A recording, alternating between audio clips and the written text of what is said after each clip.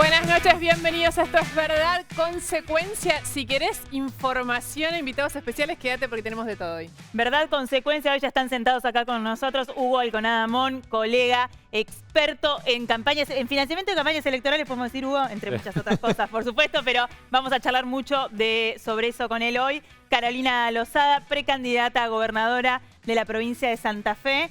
Buenas noches, Carolina. Hola, chicas, ¿cómo están? Y está llegando en un ratito nada más Fernán Quirós, ministro de Salud de la Ciudad de Buenos Aires y precandidato a jefe de gobierno porteño. Eso está por verse, ¿no? En un principio... No, bueno, ¿es precandidato? Sí, precandidato. Ahora vamos a hablar con él, obviamente, de todo eso. Está definiendo la interna del PRO en la Ciudad de Buenos Aires. Tenemos un montón de información. Ahora vamos a ir a una pausa, pero quédate porque cuando apenas volvamos... Hoy seguramente ya sabes que Patricia Bullrich decidió su candidato en la provincia de Buenos Aires, su precandidato, el que va a ir a la interna. Agárrate porque Javier Milei también está tomando decisiones. ¿Quién es el tapado de Javier Milei? ¿Vamos a la pausa? Sí, ya venimos. Ya volvemos.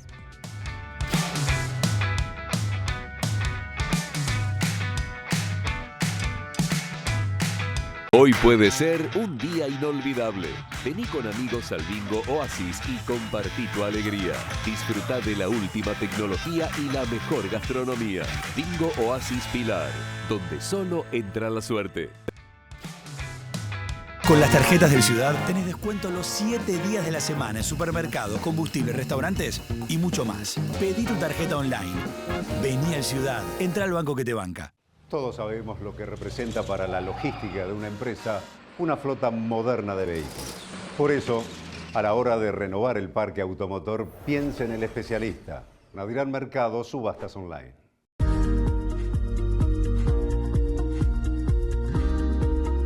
En San Juan potenciamos la agroindustria vitivinícola y olivícola. Lideramos la inversión minera y el desarrollo energético. En esta tierra hay oportunidad. San Juan. El Mirasol del Puerto. Avenida Alicia Moró de Justo 202, Puerto Madero. Salón para eventos. 4315-6277. Durante el 2023, habilitar tu negocio cuesta 0 pesos. Lanús nos une.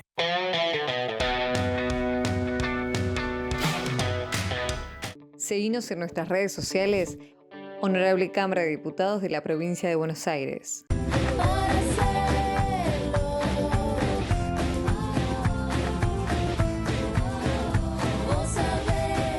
IRSA. Somos la mayor empresa argentina inversora en bienes raíces. IRSA. Líderes en real estate.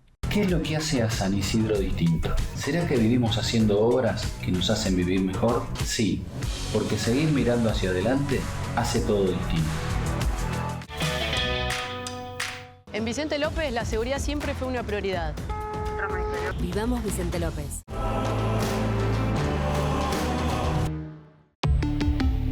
Volkswagen. Vení a Entre Ríos y encontrá el relax, el descanso y el bienestar que necesitas. Entre Ríos hace bien. Gobierno de Entre Ríos. La Estampa, restaurante italiano. Las más variadas cervezas artesanales. Vení a Posadas, Gobierno de Misiones. En OSDE, lo más importante para nosotros es y será siempre saber contener. En Digit descubrí un mundo de tecnología y comprá en cuotas sin interés con envío gratis. Digit, descubrí lo nuevo.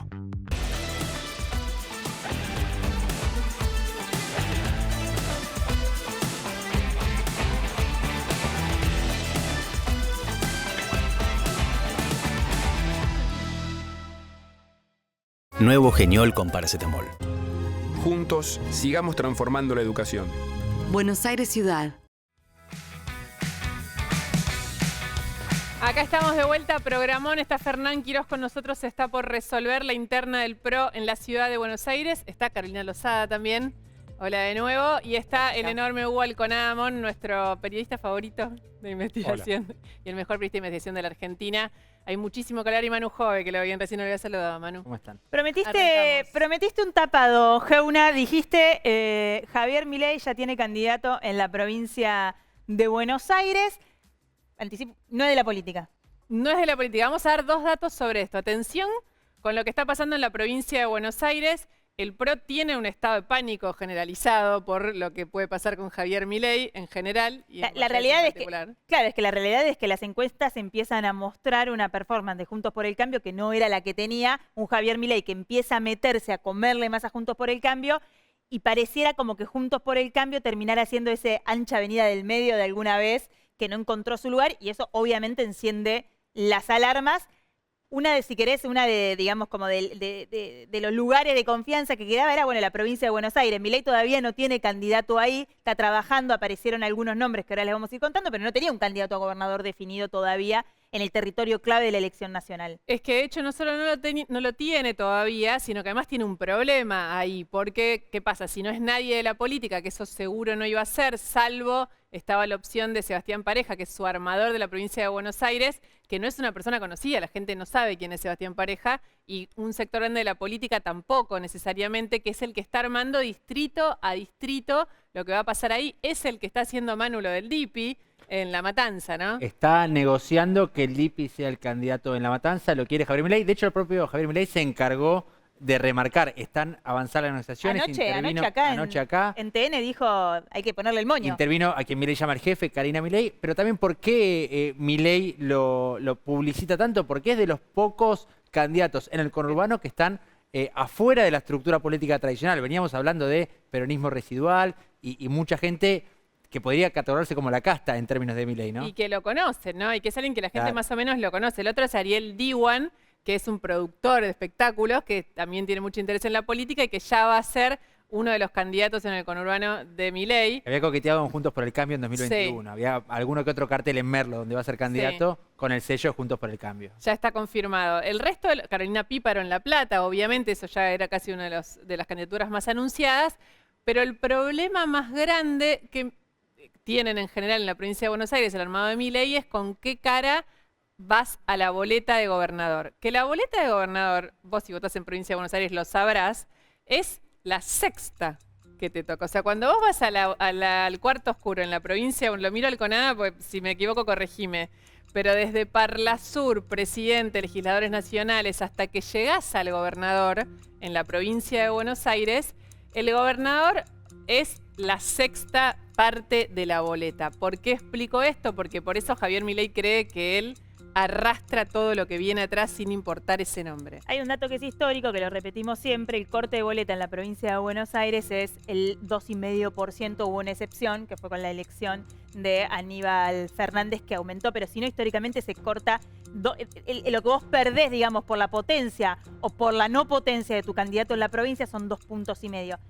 Hay una realidad en esta elección también, que todo está tan justito, esto que dice siempre Ani Parraguirre, que esta elección está para cualquiera, que 2,5 puntos, y bueno, son 2,5 puntos, tienen un valor más importante.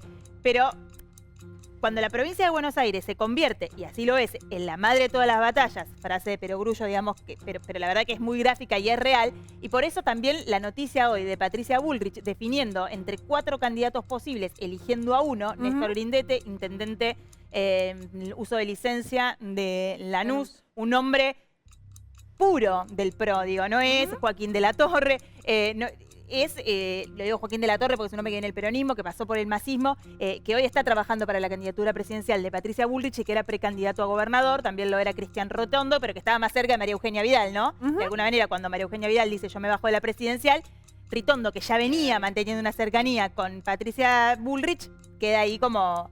del PRO y de Macri, ¿no? Una relación histórica con Mauricio Macri. Fue su ministro de Hacienda, claro, en la ciudad de Buenos Aires. Bueno, no te vamos a decir el nombre hasta que no esté confirmado. Lo que sí te vamos a decir es que Javier Milei sí tiene ahora como candidato a gobernador una persona que solo conoce él y ese círculo muy chiquito, que es su hermana, a la que él le dice el jefe, y Kikuchi, este jefe de campaña de Javier Milei. Son las 3 personas que conocen en detalle una persona que no es de la política y que que no es burlando, digo, para el que esté pensando en burlando, que no es burlando, y que sí sería el candidato a gobernador de la provincia de Buenos Aires. En su caso no va a haber ningún tipo de paso, y que se va a anunciar, no digo la semana que viene, pero diría que la otra se va a filtrar como pasó con la candidata a vicepresidenta. Quiero meter otro tema que está en la agenda política, en la discusión, está Lozada acá y se lo quiero preguntar porque fue algo de lo que se habló algunos candidatos a gobernadores como Rogelio Frigerio en la provincia de Entre Ríos un poco lo plantearon,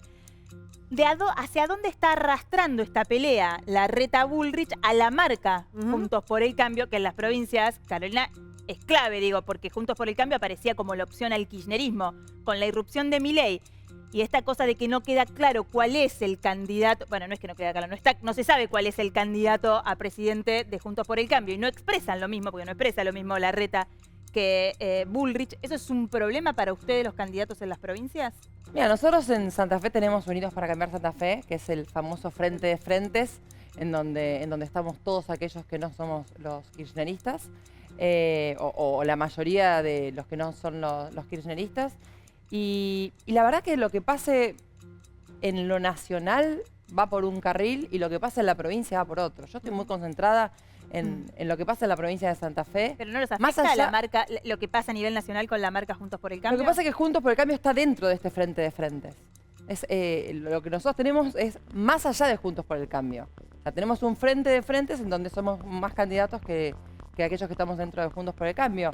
Yo creo que de todas maneras va a haber internas, va a haber paso en lo nacional y eso va a allanar todo. O sea, la gente va a ser quien elija si va a ser uno u otro candidato y listo. O sea, no creo que pase mucho más de...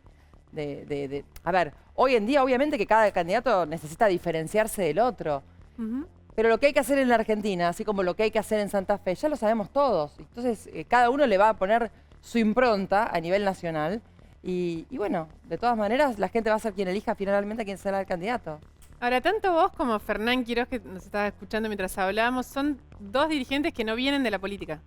Digamos, están tomando mucha centralidad en dos distritos fundamentales de este país y no vienen de la política y están, aunque es que no y que la elección es local, atrapados por esto. Son momentos de internas salvajes. ¿Hay algo en esta, le voy a preguntar a los dos, empiezo por Carolina, pero hay algo en esta situación de salvajismo explícito que está mostrando la política que te afecte o te preocupe? Mirá, yo desde que entré a trabajar en política, lo primero que me llamó la atención de lo negativo son los egos. Realmente, mirá que en televisión... Vení del periodismo. Sí, le estaba pensando lo mismo. Por eso, arranco diciendo, vengo de la tele, ¿no? Viniendo de la tele, te digo que en política los egos son mucho más fuertes. Wow. Sí. Y la verdad que, además, son más trascendentes. ¿Por qué? Porque los egos, esos egos, la televisión uno puede tener más ego, menos ego, pero, digo, te puede afectar a vos, puede afectar, pero el televidente cambia de canal y listo. Cuando los egos tienen que ver con la política, bueno, ahí nos afectan a todos los argentinos, ¿no? De todas maneras, me parece que lo que está faltando en Argentina en general, en la política en general, es sentido común. Sentido común. Lo ves constantemente. Lo ves en mi provincia, lo ves a nivel nacional. Ves que falta ese sentido común que realmente los argentinos lo tenemos, lo necesitamos y me parece que quien lidere, tanto a nivel nacional como a nivel provincial, lo principal que tiene que tener es sentido común. Fernán. Mira, lo primero que yo te diría es, uno a lo largo de la vida le toca transitar por diferentes escenarios, unos son más difíciles, otros menos difíciles, pero la vida está llena de caminos con dificultades. Y siempre digo lo mismo, lo importante no es las dificultades que te tocan transitar o lo duro que puede ser un escenario donde vos estás ejecutando y transitando tu vida, sino cómo elegís transitarla y qué decisiones tomás. Entonces yo lo que me concentro es en cómo me comporto yo, dada la situación que hay que gestionar, que es una sociedad muy golpeada, muy dolida, muy angustiada, con pérdida de confianza del futuro, que se ha separado de la política y una política centrada en el debate de la propia política y en su propio ombligo. Y a eso lo que hay que responderle es con una acción en la vida pública que sea cercana, empática, que se ocupe de lo que le atraviesa la sociedad y sobre todo que pueda comprender que los que estamos en el lugar público estamos para atender lo que es de todos y por lo tanto nos tenemos que ocupar del interés colectivo. Y ese es mi camino. Yo, como siempre dije en la pandemia y lo sigo haciendo ahora este nuevo rol, me focalizo en las cosas que me significan trascendencia en mi vida y mi responsabilidad. Y todo lo demás lo dejo a un costado. Que lo escucho y no puedo dejar de pensar en lo que quedaste envuelto de alguna manera, porque lo que vos decís, y te creo honestamente como lo planteás, pero al mismo tiempo quedaste envuelto en una pelea también nacional que pone en un lugar de definición de candidaturas según las encuestas, digamos.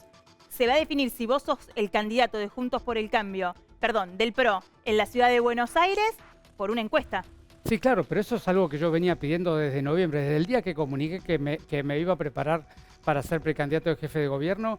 Dije que me parecía que era muy importante que el PRO llegue con un solo candidato, porque la sociedad se merecía tener un solo candidato del PRO, porque considera que el PRO ha hecho un muy buen gobierno en la ciudad y quiere que lo conserve, y que lo que había que hacer era mostrar cada uno de los precandidatos qué ideas tenía, cómo pensaba gobernar, con qué estilo, con qué principios, con qué valores y con qué proyectos, y la sociedad en algún momento tenía que ordenarnos. Y me parece que las encuestas, dada la situación de que en la PASO competir dos personas del mismo espacio no es conveniente para el espacio, hacer una estrategia de encuestas me parecía lo más apropiado. Y es lo que yo estoy apoyando para hacer desde el primer día. Ahora, ¿qué pasa si salen empatados? ¿Quién toma la decisión? Bueno, vos fíjate que ya hubo una solución de este tipo en Córdoba, ¿no? Digamos, por un lado están las encuestas para... La de la moneda no me voy a decir la de la moneda. No. Hay un candidato que se decidió tirar de la moneda. No, nosotros hemos pedido 3 encuestas de empresas muy respetadas y que trabajan muy bien, que tengan una fuerte presencialidad para dar mejor garantía de calidad a las encuestas. La semana que viene vamos a estar tomando seguramente a lo largo de toda la semana los datos y le invito a la gente que esté atenta, que conteste las encuestas, que participe, porque su opinión es un voto y va a decidir. Y después de eso nos vamos a sentar en una mesa, vamos a ver los resultados y naturalmente, como tenemos que ser personas responsables que estamos administrando la cosa pública, nos vamos a poner de acuerdo con lo que tengamos que ponernos de acuerdo. Ahora, Quirós, esa encuesta se va a definir únicamente por intención de voto, por la cuestión de la imagen. Se habla que hay diferentes cuentas respecto a quién tiene mejor imagen o peor imagen o mejor intención de voto, los famosos techos y pisos. Por supuesto. Digamos, naturalmente son 3 encuestas, con lo cual va a haber diferentes resultados y de varios aspectos para evaluar. Con lo cual allí estamos dialogando en las mesas de diálogo de cómo interpretarlas, pero sobre todo lo que seguramente va a primar y de mi lado, como siempre, va a seguir primando es el sentido común y la voluntad no de los personalismos, sino de buscar el mejor candidato del PRO para que el PRO pueda seguir gobernando esta ciudad. Vamos a sumar a Hugo Alconada, nos vamos a acercar con él un ratito. Primero, gracias, Hugo, por venir. Todos lo conocen a Hugo, buenas noches. Gracias por invitar. No, por favor, un placer. Las elecciones, vamos a hablar con ellos obviamente de todo esto, pero las elecciones tienen también un lado B, un lado A, que es cómo se pagan. En Argentina, Hugo fue uno de los que puso un precio a cuánto sale ser presidente, que es $4 millones, ¿has dicho? 100 millones de dólares. 4 dije, perdón, 4 fue un... Te quedaste. No. Te están faltando unos dolaritos. No, aparte, no sé qué estaba pensando. 100 millones de dólares es el término general promedio 400 habitual. estaba pensando, por eso sí. 4. Término habitual promedio de una campaña presidencial que después obviamente influye muchas variables. Perdón, en este momento tendremos que preguntar si son blue o oficiales. Es que el valor del dólar, la situación económica, el contexto empresario, hay un montón de variables. O sea, hay muchos empresarios que cuando ahora vas a verlo, lo primero que piensan es causa cuaderno, a ver si termino desfilando por tribunales. Después también tenés que decir, bueno, ¿cómo es esto? ¿Es en blanco o en negro? Y a su vez en negro, ¿cómo es? No es en pesos. O sea, es en dólares. ¿De dónde conseguir los dólares? Y además, ¿es un periodo de bonanza económica o es un periodo de contracción? Entonces, hay un montón de variables. Y además, por lo general los empresarios lo que hacen es pagar en cuotas. Y entonces van relojeando con las encuestas. Entonces, por ejemplo, te prometen 5 palos verdes a vos, 4 palos verdes a vos. Pero si después van viendo que empieza a subir Luciana, lo siento Maru, mira, vengo demorado con los pagos, después te lo doy. Eso es interesante, no es que hay empresarios que van por... No se la juegan por Te pongo, Manu, claro. Confío en vos ideológicamente, Claro. acá es un Apuesto tú. No, Hay algunos empresarios conocidos que históricamente tendieron a inclinarse por cierto espacio político o por cierto candidato. Pero la mayoría lo que hace es juegan como en las carreras de caballos. Viste, decimos, no, van 4, 3, 2. ¿Eso incluye a Milei ahora también? Claro, estaba por preguntar lo mismo. Ese es un caso muy especial. Por supuesto que está siempre la sospecha si Eduardo Urnequian está atrás, como primer eje en la pata con un empresaria. no te alcanza, digo, porque 100 millones de No dólares. creo que esté dispuesto a poner 100 millones de dólares. Ese es un primer eje. Después tenés un eje que es el inverso. Él funciona como los Rolling Stones, que es lo que te dicen es, primero, que vos llamás y decís, mira, quisiera que vos vinieras a elegir vos qué provincia. Lo que te va a decir él es, si querés que vaya, tenés que pagar pasajes de avión, estadía, comida, Financian la campaña. el Luna Park, el esto, lo otro, no sé cuándo. Y además quiero tanta guita. esto como opción 2. Tercero, además, él lo que dice es, ¿querés ser candidato a diputado? Vale tanto. ¿Querés ser candidato a gobernador? Vale tanto. O lo que fuera, está todo tarifado. Y después la enorme sospecha que... ¿Está todo tarifado? La pregunta es obvia. Dame un ejemplo. ¿Cuánto sale algo de eso que vos decís? Hay provincias en las cuales se le está pidiendo $30.000, hay provincias en las cuales se está pidiendo $5.000. ¿O para aceptar la candidatura? Es como los Rolling Stones. Okay. Vos querés que vayan los Rolling Stones, vos tenés que ponerle el hotel, el viaje, ¿Y eso, los fletes, los seguros, todo, el estadio de River, le pones todo y ellos además te piden el cachet. Pero eso es a los candidatos locales, a los armadores locales, a los empresarios locales. Y después también tenés otro rubro, Maru, que es el financiamiento cruzado, que en la Argentina es muy difícil de probar, pero que está desde los tiempos, preguntale todavía a los alfiles de Raúl Alfonsín, todavía están insultando a cómo Conrado Storani alimentó el monstruo de Carlos Menem, creyendo que Carlos Menem se lo iba a comer, le iba a debilitar a Tony Cafiero, y terminaron generando un monstruo que duró 10 años y medio en la Casa Rosada. Alfonsín todavía hoy, si estuviera vivo, lo estaría puteando a Conrado Storani.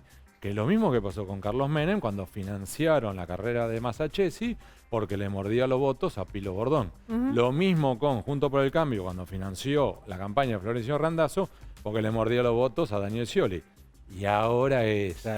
El kirchnerismo está financiando a Javier Milei.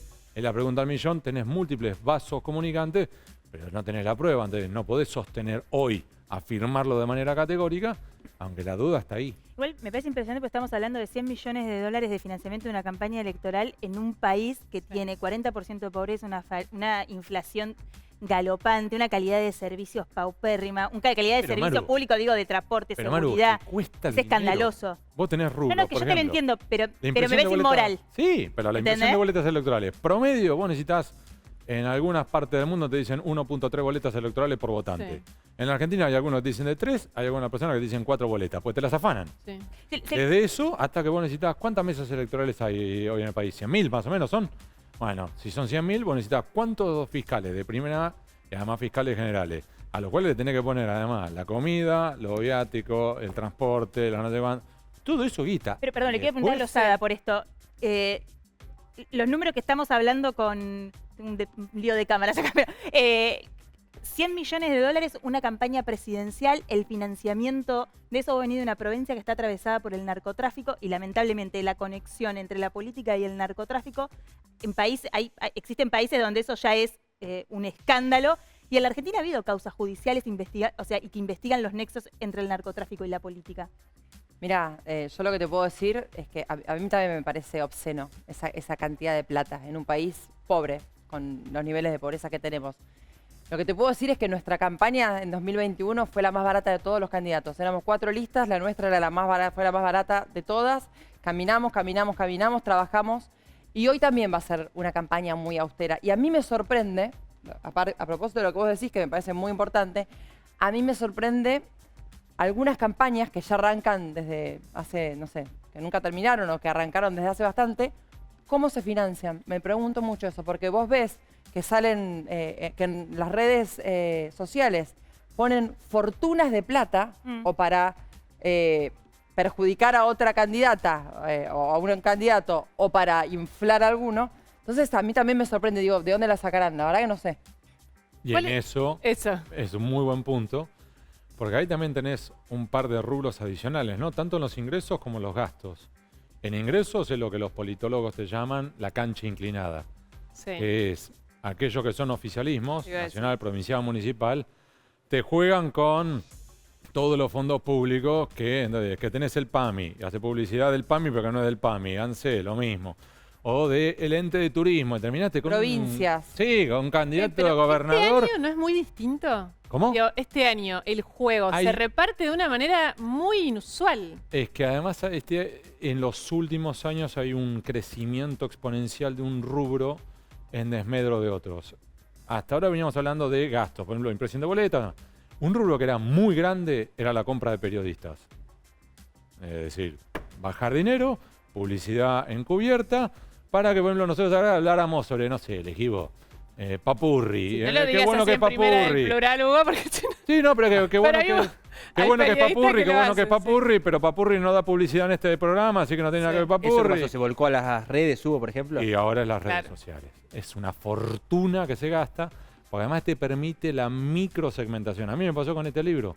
Podés microsegmentar a quién querés llegar y decís pero con precisión. Bueno, que es como la y publicidad entrás. al final del camino. Además, con la utilización de las redes, los usuarios damos tanta información que ya saben un montón de nuestras preferencias. Pero porque cuando Hugo habla de redes también hay que tener en cuenta, hace no mucho compartíamos con Bruno lo que se gasta oficialmente, lo publica de hecho Facebook, Es Meta, ridículo, etcétera. eso es ridículo. Pero hay una campaña muy importante en redes, que creo que es donde va el flujo más importante de Sí. dinero, en la famosa campaña Blue de redes, digamos, trolls y demás. Y además, por eso se va complejizando, y además de las redes sociales, Twitter, Facebook, Instagram, tenés las plataformas digitales, WhatsApp, Telegram. WhatsApp es Claro, impresionante. Es que, por ejemplo, en Brasil el factor es clave verdad. es Telegram. Sí, sí. Es la forma de entrarle al electorado. No es No, y de- WhatsApp, no son los canales o Globo, nada.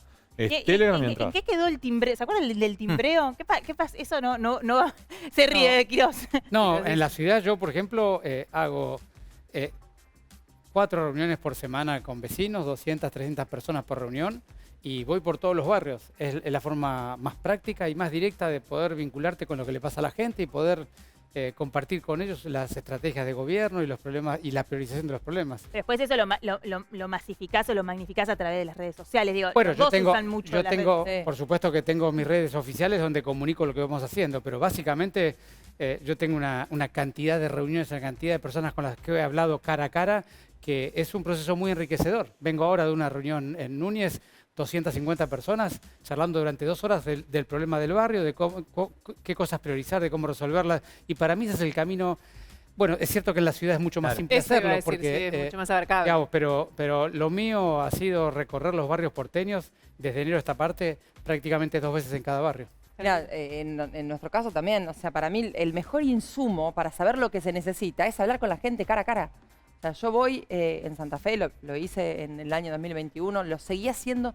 La realidad es que yo lo que le prometí a la gente, porque lo primero que te decían es, cada uno que es electo, como senadora en ese momento, una vez que se sienta en ese sillón no vuelve más. Yo dije, no, yo voy a volver, voy a seguir sentándome en un bar para que me digan lo que tengan ganas de decirme, voy a seguir caminando y hablando con la gente, y lo seguí haciendo durante todo este tiempo. Y lo sigo haciendo ahora, y entro a veces a pueblos que tal vez son muy chiquitos y que electoralmente no tienen un gran significado por cantidad de votos, pero a mí me parece importante saber qué le falta a ese pueblo. Y la gente te ve y se sorprende de que haya sido. Y la verdad que me parece que es importante que la política se acerque a la realidad de la gente. ¿Podés entrar a todos los barrios de Rosario, por ejemplo? Mira, yo vengo entrando a todos los barrios de Rosario, pero te puedo decir que es realmente peligroso.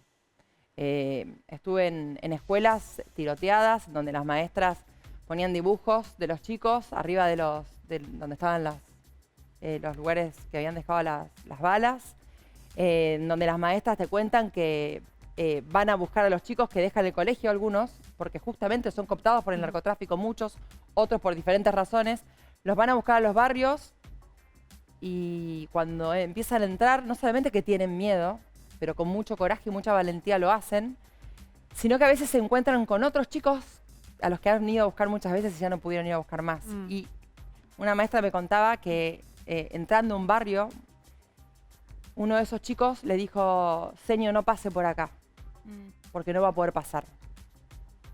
Y no la puedo cuidar. Y te juro que esa maestra me lo decía llorando porque intentó muchas veces buscar a ese chico, que lo hacen tantas maestras de las que visito en los diferentes barrios. Van a buscar a los chicos a decirles que por favor vuelvan a la escuela, que es la única forma. Y cuando ya ven que lo fueron a buscar 4 o 5 veces, no pueden ingresar al barrio. Bueno, eso pasa todos los días. Ahora, ¿sabes lo que pasó ahora?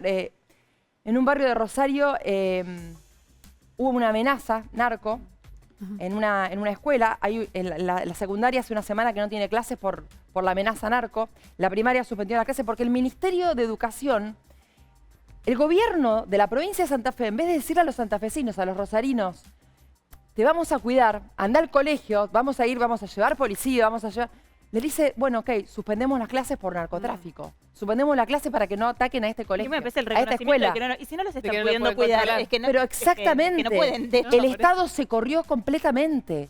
El Estado se corrió completamente en la provincia de Santa Fe. Por eso es que necesitamos algo diferente. Y por eso, ustedes saben, chicas, que la última vez que vine acá estaba todavía... sí, con dudas. No sabiendo si realmente jugarme en esto. Y lo decidí y tengo mucha convicción en que necesitamos gente diferente a lo que ya es menos de lo mismo. Porque lo que ya fracasó no va a volver a... No se puede lavar la cara y decirte que ahora va a hacer las cosas bien cuando, no sé... Puyaro cerró comisarías y ahora va y pide que las abran. Las cerraste vos. Entonces, cuando yo hablo del sentido común que falta en la política, ahora, o cuando juegan con la falta de memoria a veces de nosotros, que ya nos pasan tantas cosas a los argentinos, a los santafesinos en general, que ya llega un momento que te olvidás quién lo hizo, quién no lo hizo. Cerraron las comisarías. Era la posibilidad que tenía la gente de estar cerca de la policía, y vos ves en los barrios más picantes las comisarías sin policías, o con un policía o dos. O sin los autos, digamos. Sin autos de policía, sin nafta, sin... la policía no tiene entrenamiento. A ver, en el lugar más picante del eso no país... pasa solo en Rosario. No, la escucho acá y creo que vamos a coincidir todos en el diagnóstico. En el lugar más importante del país la policía no tiene entrenamiento. Coincidimos todos en el diagnóstico, pero digo, pasó en otros términos a nivel nacional con la inflación, que hubo subestimaciones, y hoy la sigue habiendo subestimaciones de que se resuelve de manera sencilla. Digo, no me parece algo que se resuelva de manera sencilla tampoco, con buena voluntad o con buena predisposición. Mirá, el narcotráfico en todo el país, pero en tu provincia en particular. Sencillo no es, pero lo primero que tenés que hacer es lo que no se hizo hasta ahora, tener decisión política para hacerla. Hasta ahora, con los recursos y todo, no ha habido decisión política en Santa Fe para hacerlo. No hubo en el gobierno actual, que tiene los peores índices de la historia. No, y el gobierno anterior, el gobierno de Lifshitz, si bien fue un buen gobierno, el talón de Aquiles fue seguridad. El talón de Aquiles de Lifshitz fue seguridad. Fue un desastre. Y te mienten en la cara y te dicen que bajaron los índices cuando aumentaron los índices de homicidios.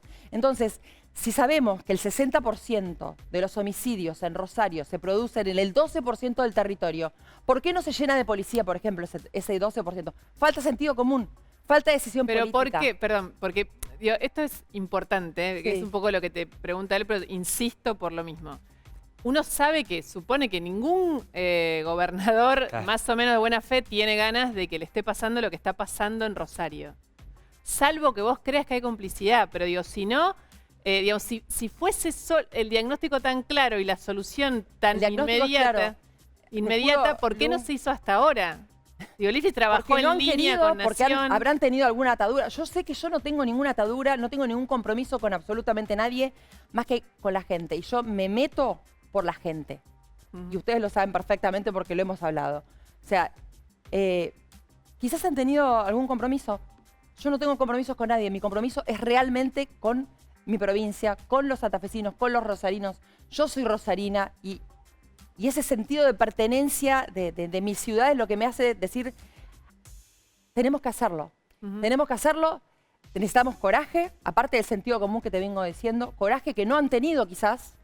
Quizás no han tenido coraje tampoco, porque no es fácil enfrentarte a los narcos. Es que por eso, digo, sos consciente de lo que implica en este momento el estado de la violencia en Rosario, más allá del tráfico de drogas, el estado de la violencia narco tiene un desarrollo que vuelve realmente peligroso para alguien, para cualquier persona que se meta en serio con eso. Digo, estamos hablando ya de todos los límites pasados. Faltan muy pocos límites por pasar en la violencia narco. Estoy de acuerdo con vos. Sé perfectamente. Tenemos... Digo, están presos la mayoría. Están haciendo esto de la cárcel. Ese es otro de los... Eso también te demuestra que el Estado no está queriendo hacer nada al respecto, ¿no? Los que están presos están desde la cárcel organizando los crímenes en Rosario. Organizando todo lo que sucede, las bandas criminales. Hay 12 bandas que son las más importantes en Rosario, 12 bandas criminales, ¿no? Esas bandas, la mayoría tienen los líderes presos. Las más grandes tienen los líderes presos. Lo hacen desde la cárcel. Entonces, contame dónde están queriendo realmente los gobernantes de hoy, de mi provincia y de la nación, porque muchos están en cárceles federales, ¿dónde están queriendo que las cosas no sucedan? En definitiva, de lo que estás hablando es de decisión política. Porque sí, es una decisión política de enfrentar determinados... igual si no los querés enfrentar, agarrá tu bolsa y andate, no digo porque para de hacer política si no vas a enfrentar los problemas. Pero digo, no lo han hecho. No, está bien, pero esa es una opinión personal que, digo, que vale para todo lo que hacen política, porque en definitiva se supone que querés cambiar las cosas. Hoy la ciudad de Buenos Aires, digo, y salvando las distancias, fue un caos una vez más. A la tarde pasábamos la historia de una señora, una ama de casa que venía del hospital, que se termina peleando con un hombre de unidad piquetera que ingresa ahí y le empieza a hablar del imperialismo y de los medios. Y la señora decía, pero yo vengo caminando hace 2 horas y no puedo volver a mi casa y laburé toda la vida y vos sos un vago. Bueno, se terminó como en una pelea de 2 personas que claramente estaban necesitando recursos, pero una mujer que estaba contando la realidad cotidiana y un hombre que le hablaba que parecía como ajeno, ¿viste? Como con un discurso que de hecho el cronista le dice, bueno, ya empezaste con el cassette de nuevo. Está Quirós, quiere ser jefe de gobierno de la ciudad de Buenos Aires. ¿No falta decisión política, Quirós, en el gobierno de la ciudad de Buenos Aires para tomar una decisión respecto de los piquetes? Que yo entiendo el reclamo, pero que avanza sobre los derechos de otro montón de porteños y ciudadanos que pasan y transitan por la ciudad de Buenos Aires. Nosotros tenemos que terminar con esta metodología de piquete en la ciudad de Buenos Aires sin ninguna duda. Ahora, esta magnitud de piquetes organizados por organizaciones que, valga la redundancia, fuerzan o obligan a las personas, a muchas de ellas, a presentarse en la ciudad de Buenos Aires a organizar estos cortes de la vía pública y dañar la calidad de vida de todos los porteños, se va a terminar cuando podamos coordinar con el gobierno nacional una estrategia común.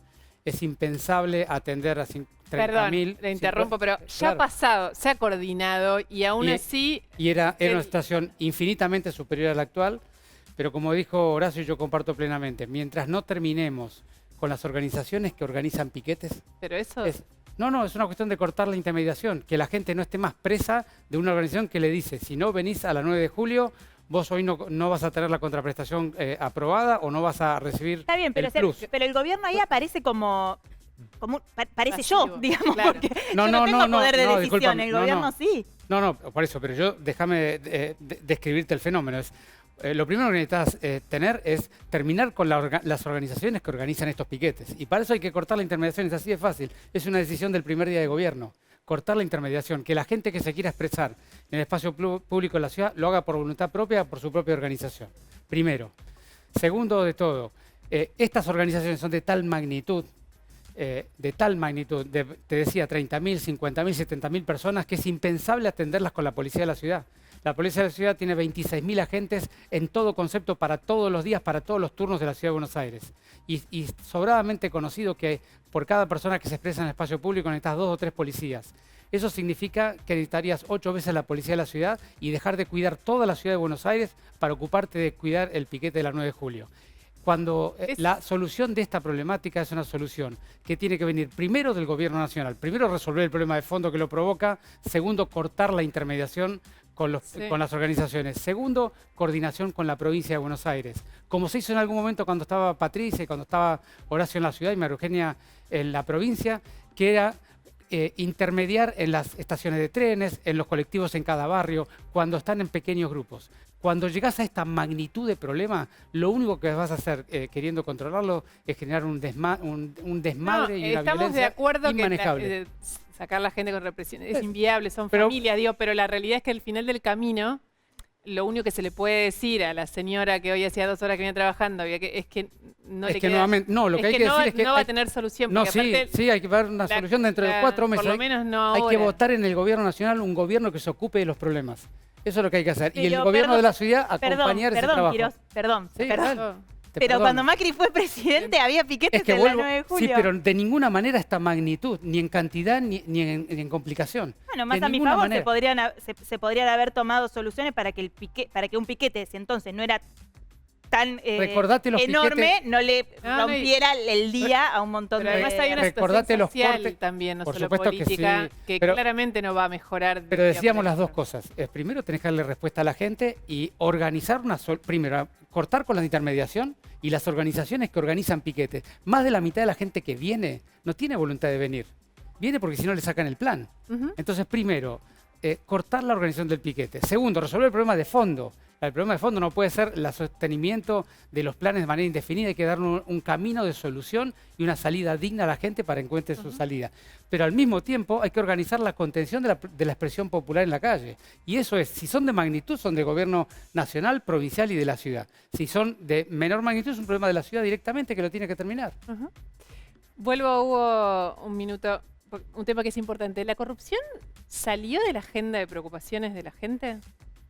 En las encuestas sigue apareciendo, pero al mismo tiempo en el contexto actual es difícil centrarse en ese tema cuando hay otros que son más perentorios, más urgentes. Pobreza. Estamos hablando ahora de piquetes. El problema de fondo no son los piquetes, es el hambre. Por eso. ¿Y qué le vas a decir a una persona que tiene hambre? ¿Y qué le vas a decir a una persona cuando además, y mirá que yo padezco, yo me muevo en transporte público, así que yo cada vez que paso una de estas me como 4 horas. No hay política acá, Hugo. Pero el punto allí es, si hubiera trabajo, ¿cuántos de estos irían allí y cuántos seguirían en el puesto de trabajo para no perderlo? Ahora, si no hay trabajo, si tus chicos tienen hambre, estamos hablando que según el observatorio de la UCA, el 62% de los chicos está por debajo del nivel de la pobreza. ¿Cuántos chicos de esos esta noche le están diciendo a los viejos, tengo hambre? ¿Y qué le vamos a exigir a esa gente? ¿Que no salga a protestar? ¿Que no salga a decir, che, mi hijo tiene hambre? O salen con un revólver, o salen a pedir comida. Otra no les queda. Y a su vez, ¿están los canales institucionales para poder circular esto? Si tenés un problema, ¿vos te escuchan? Si tenés que llamar a un 0800, ¿te atienden? Ahora, la calle para muchas personas es el megáfono que les permite que alguien los escuche por la bronca, no de ellos mismos, sino la bronca de los vecinos. Entonces, obviamente que no me gustan los piquetes y los padezco. Me he comido, mi récord personal son 6 horas trabado, esperando para poder llegar a mi casa. Así que también los padezco, porque me muevo en transporte público. Al mismo tiempo, o les damos de comer, o acá se inicia una revolución. Y en parte, Milei expresa eso, que es la casta política, o lo como querramos definir, que desde el colapso de la Argentina de 2001 no ha dado las respuestas, no las ha dado en el tema del narcotráfico, no las ha dado en el tema del hambre, no las ha dado en el tema de inflación, no las ha dado en temas de educación y podemos seguir dando. Entonces, o das la respuesta o tenés un despelote. Milei expresa eso mientras en su discurso plantea, por supuesto, no seguir con estos sistemas de... Mirá que a mí Milei lo vengo investigando hace meses. Lo curioso del... Ahora, lo interesante es que a su vez, por lo menos Milei ha dicho qué quiere hacer. ¿Cuántos otros candidatos te han dicho hasta ahora? Larreta, ¿lo escuchaste decir alguna vez qué va a hacer en concreto? Y Patricia Bullrich, todo lo ha dicho. Y Massa, ¿ha dicho algo? No ha dicho ni que va a ser candidato, Hugo.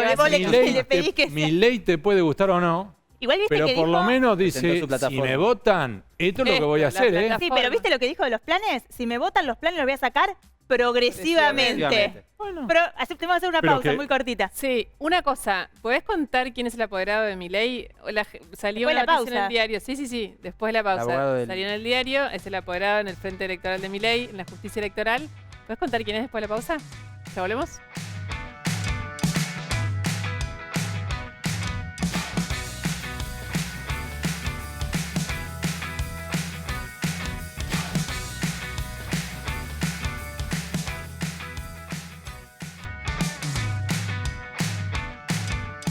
Acá estamos de vuelta, queda poco habrá consecuencia. Manu Jove con información.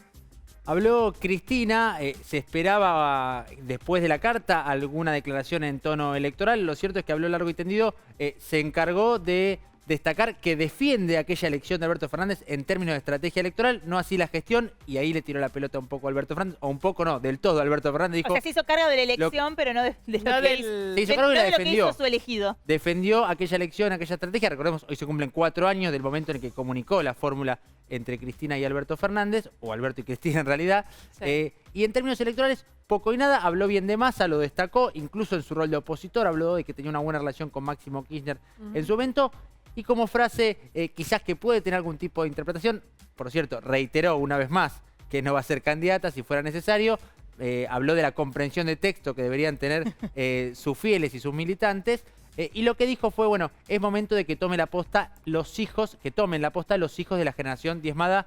Recordemos, Néstor hablaba de ella y de él como parte de esa generación, de la generación diezmada, de la generación que atravesó los 70 de alguna manera. Bancó además a Sergio Massa muy explícitamente, lo toca así de mago, ¿no? Que es particular, digo, tiene una lectura política importante, por eso lo digo. El periodista dijo, está haciendo magia, ella dijo, sí, Sergio agarró una papa caliente como alguna manera de justificar o de bancar lo que Sergio Massa está haciendo en el Ministerio de Economía. Pensé que es de una manera diciendo, bueno, no tiene la culpa de lo que estamos viendo ahora, que me parece que sí es un dato político, porque ella venía muy dura con la cuestión de la economía en la Argentina. Y además de esto que venimos hablando y mucho, lo hablamos también hoy acá, la cuestión de los tercios en términos electorales, reconoció, por lo menos identifica Cristina también, que estamos hablando de tercios, de 3 tercios, y para su partido, para su interna, dijo, lo importante es llegar al balotaje. Ahí está. Hugo. Se ríe, Hugo. ¿Por qué te reís? Es que está desnudando o reflejando cuál es su estrategia. Lo está subiendo a Milei, al único que lo faja es a Milei, por una cuestión de que dice, yo soy la casta, bueno, vení. Y en definitiva, el mundo ideal para ella, que creo yo es donde ella avisora que pueden ganar, es ellos contra Milei. ¿Con quién? En ese caso es la pregunta al millón. Pero vos, digamos, entiendo, esto es hacer futurismo, no es información. Pero ¿cuál crees que es su mejor estrategia? Yo creo que ahí va a ser por decantación Massa y eventualmente con alguien más. Me da la sensación que va a ser como ocurrió en 2015 y en 2019. Alguien no kirchnerista con alguien más, Scioli y Zanini. Después en 2019 Alberto y ella, y ahora van a hacer algo similar. Massa ¿Tipo un Massa Aguado? Suponte. Igual, ¿Massa no es kirchnerista ya a esta altura? ¿A esta altura? Sí. No sé. Yo creo que no. ¿Massa no es kirchnerista? Alguna dice que no. Sí, en todo caso, si lo es, dejará de ser. Es parte del mismo frente, el mismo espacio político, ¿no? Sí, es el mismo gobierno, ¿no? Bueno, ¿No estamos en un gobierno kirchnerista? Alberto ¿O también vamos a Fernández decir que no es un gobierno pero kirchnerista? no lo reconoce nadie. Lo que yo estaba pensando es que, digo, si la estrategia de Cristina es Milei, entonces aquel que no quiere kirchnerismo tiene que votar Juntos por el Cambio. ¿O le vamos a hacer el caso a la estrategia de Cristina? Está bien lo que planteás, pero ¿coinciden en esta idea o esta mirada que tiene Cristina Fernández de que esta es una elección de tercios? ¿Que lo importante es llegar al balotaje? Yo la verdad que no estoy mirando, sinceramente te digo, no estoy mirando encuestas ni nada. Yo estoy caminando a la calle, hablando con la gente. Creo que la gente no está mirando encuestas. Pero no te hablan de Milei, salarios básicos no llegás a la canasta básica. Pero Carolina, no te hablan, cuando vos no te hablan de Milei en la calle, no está en la conversación. ¿Sabes de qué me habla? La gente no me habla ni de las elecciones, mirá lo que te digo. Es verdad, falta. La gente de lo que te habla es no me alcanza, quiero llegar a mi casa y que no me maten en el camino. Quiero salir, de todas las clases sociales, la gente quizás que tiene una situación económica más difícil, te dice quiero llegar a mi casa sin tener que tirarme a la casa de un vecino para que no me atrapen las balaceras. Y hay gente, empresarios con los que también hablas y te dice yo quiero salir a dar una vuelta en bicicleta con mi hija y saber que puedo llegar a volver a mi casa. Quiero dormirme a la noche sabiendo que mi hijo va a volver a mi casa. Es lo único que te habla la gente. Eso y de que no le alcanza la plata. Fernán. La sociedad en la pospandemia está atravesada por un conjunto de emociones negativas y sobre todo lo más dramático, que parte de ella empieza a sentir que los líderes políticos no son la vía para resolver sus problemas. Sí. Y esa es la representación de que quieren votar a alguien que les promete romper con todo lo que está a la vista. Entonces yo creo que lo más importante acá es volver a construir un vínculo a través de la empatía y del diálogo, volver a construir un vínculo con la sociedad, construir una palabra creíble, hablar con la verdad, decir la verdad a la sociedad y reconstruir esa relación para volver a transitar un camino de futuro en comunidad. Si no, esto va a ser muy difícil. Es que la crisis es de representación. No, por eso está muy claro. Es solo de representación, es como dice Fernán, realmente. Entonces, hasta que la política no se ponga al servicio de la gente, van a seguir surgiendo... Las elecciones son ahora, van a ser este año. Muchísimas gracias a los dos. Gracias. Hugo. Gracias. Un segundito para la Ciudad de las Ranas. Hugo, ¿cuánto vino acá a presentarlo? Hugo, ya ni me acuerdo cuándo fue eso. Sí, fue fines de agosto. Creo. Por eso. Desde ese momento hasta hoy el señor se mantiene en el top 5, creo, o top 10. De los libros más vendidos del país. Vendidos de este país. Ahí está. Con 8 ediciones. Es la historia de... La excusa es la Ciudad de La Plata. y la historia real es la generación del 80 y los inmigrantes, nuestros abuelos que forjaron este país. Ahí está. Gracias, Hugo. Placer. Un placer. Gracias. Gracias por venir. Terminamos, ¿verdad? Consecuencia, se quedan con la continuidad. Nos paramos de golpe, que nos disculpe el director. Bueno, terminamos, nos vemos el jueves que viene. Chao, que descansen, que estén bien este jueves.